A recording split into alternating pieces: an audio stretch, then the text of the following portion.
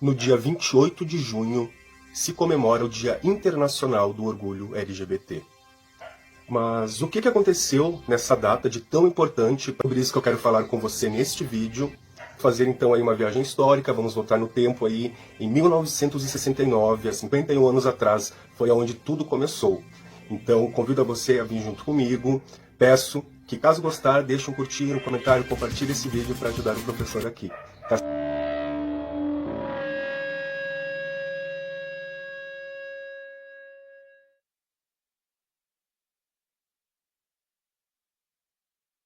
Os Estados Unidos haviam acabado de sair da Segunda Guerra Mundial, em 1945, passando por uma reestruturação social, política e econômica.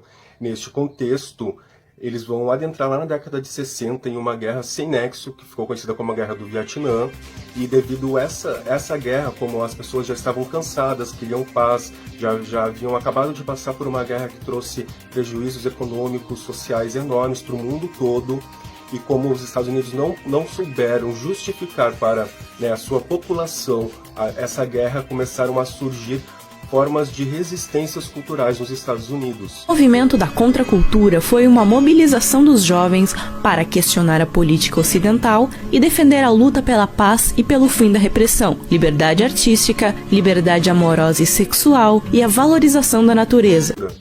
É muito relembrado, principalmente pela música, o rock, e principalmente o movimento hippie, isso na década de 60. Começou a pregar, então, uma liberação sexual. O que acontecia? Havia um padrão heteronormativo, onde as pessoas eram impulsionadas a seguir um determinado padrão de vida burguês, social. É também nesse momento que começam a surgir os movimentos, o movimento social feminista, a segunda onda do feminismo, o movimento social negro também começa a tomar bastante impulso. No entanto, nos Estados Unidos, a questão LGBT ela era muito reprimida.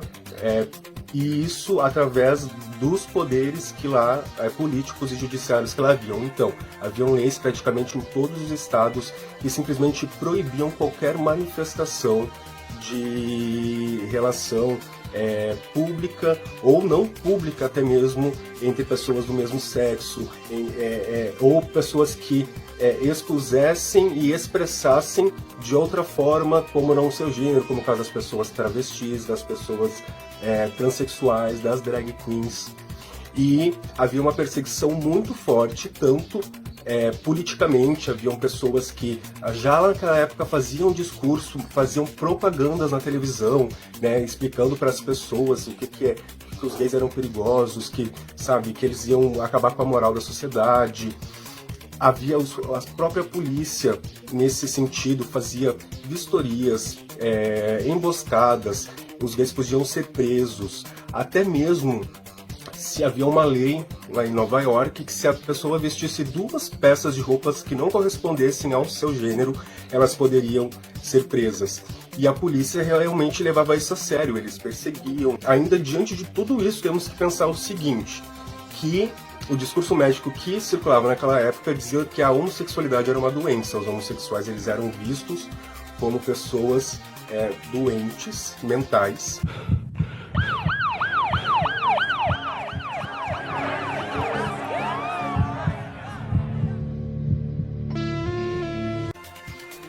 Que precisavam de curas. Havia, clínicas que recebiam essas pessoas, elas passavam por situações bem delicadas, castração física e também química para tirar a libido da pessoa, e até mesmo lobotomia. A lobotomia é quando se faz um corte no cérebro da pessoa, então a pessoa fica meio até que vegetativa.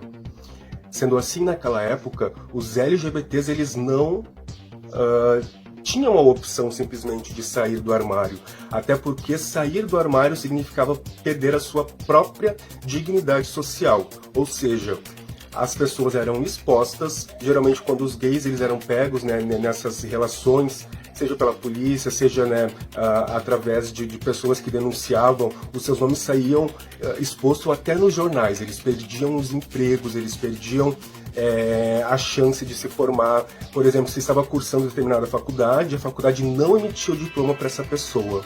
Então eles viviam realmente na clandestinidade. E não havia noção de uma comunidade, não havia noção de uma sociedade. Eles não se sentiam, porque faziam parte de um grupo, né, de uma comunidade.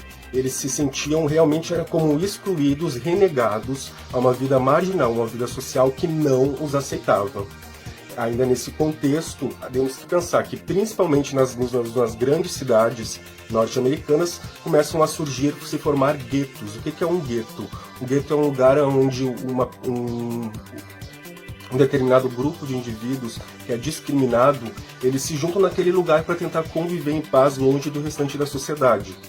Nesse caso, os gays, lá em Nova York, eles meio que frequentavam e começaram a se mudar para um bairro que se chamava Village. Como era proibida a homossexualidade, certamente também temos que entender que qualquer estabelecimento que fornecesse qualquer entretenimento para o público LGBT também era proibido. Mesmo assim, havia uma grande máfia, né, lá nos Estados Unidos, que percebeu que havia aí um mercado, né, consumidor que não tinha um espaço onde pudesse se sociabilizar. E então eles criaram um bar chamado Stonewall, que era um bar dirigido pela máfia mesmo, por traficantes, e tudo lá dentro era traficado. Não podia vender bebida para gay, não podia fazer nada, então até a bebida era contrabandeada. A bebida que eles bebiam lá era um lugar era um submundo realmente, ficava na clandestinidade, um lugar bem difícil, de difícil acesso e um pouco longe da polícia. No entanto, a polícia sabia onde ficava e geralmente então fazia batidas lá, como forma também de receber uma propina da máfia. Então a polícia conseguia receber algum dinheiro, né, da máfia, mantinha ali e ainda levava algumas pessoas que estavam dentro do bar, né, para a delegacia, também para tentar demonstrar esse poder que eles tinham e deixando, né, essa população com medo e vendo que eles também poderiam sofrer alguma retaliação. Isso foi ficando cada vez pior. Então a polícia não só subornava os mafiosos, como começou a subornar a própria comunidade LGBT. A polícia ia até esses determinados locais, em determinadas ocasiões, e, né, se infiltrava, se vestia, até mesmo se travestia ou se vestia como drag queen para tentar se passar por eles e reconhecê-los para poder então dar voz de prisão, né, ou subornar essas pessoas. E isso se tornou muito contundente, muito praticado pela polícia de Nova York.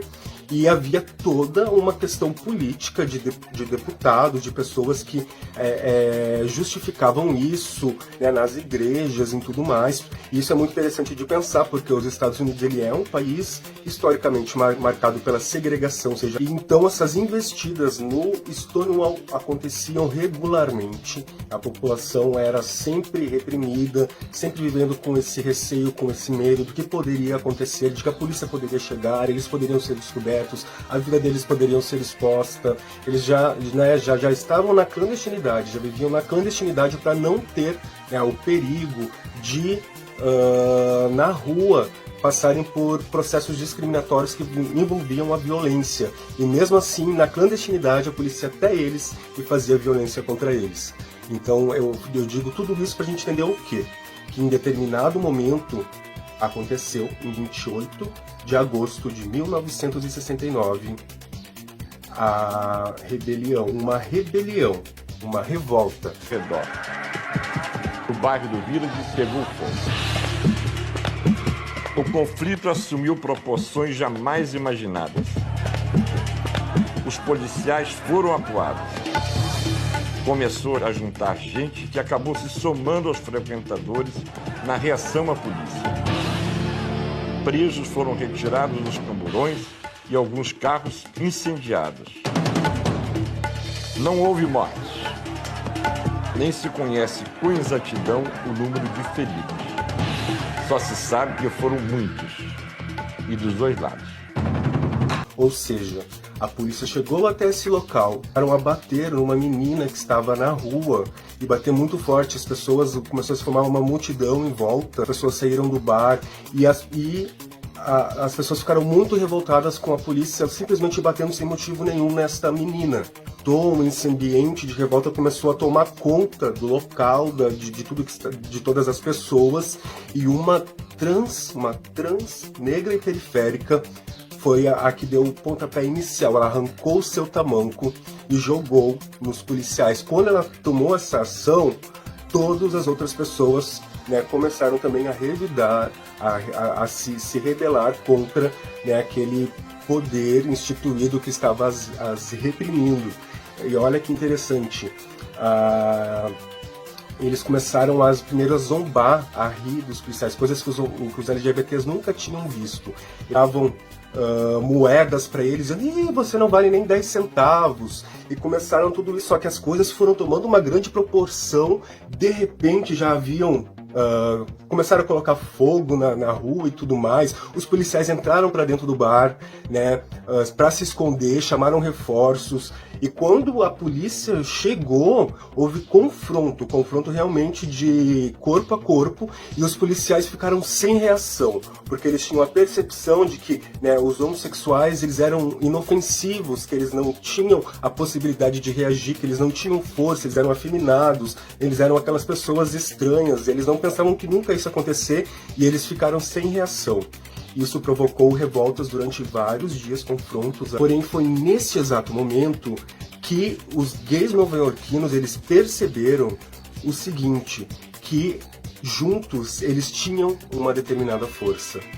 E foi e se eles agissem em conjunto, e que se eles se politizassem, e que se eles fossem à luta, e que eles fossem à busca dos seus direitos, de viver, simplesmente existir e ter o direito de ser quem eles são, eles poderiam conseguir espaço. Não foi nada fácil.